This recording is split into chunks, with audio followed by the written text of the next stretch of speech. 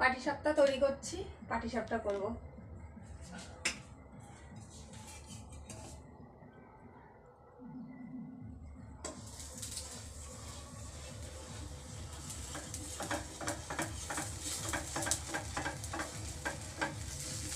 বেগুনের নিয়েছি আর এদিকটা সাদা তেল নিয়েছি। এদিকে গুলা কড়াও হয়ে গেছে।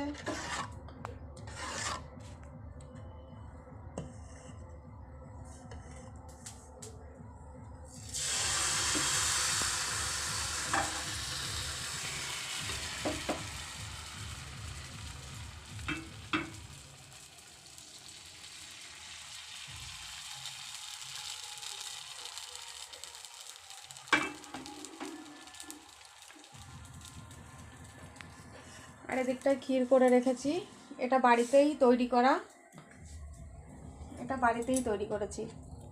এটা ক্ষীরটা কেমন হয়েছে, পুরো খেজুরের গুড় দিয়ে করা, অনেকটা দুধ আছে, অনেক কিছুই আছে এর মধ্যে আর কি।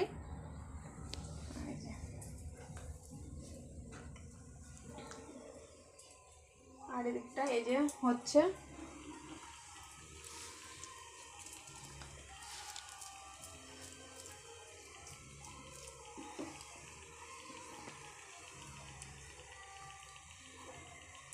ক্ষীরটা দেওয়া হয়ে গেছে।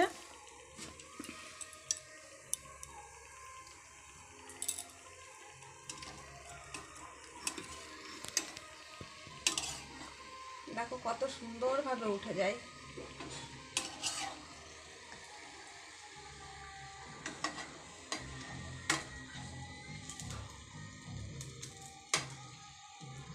আর মাঝে মাঝে এরকম ভাবে একটু চেপে চেপে দিলে ভালো হয়।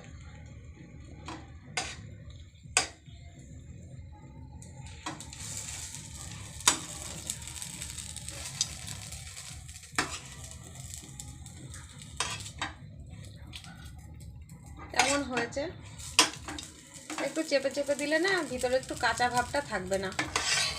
আমার যে পাটিসাপটা রেডি।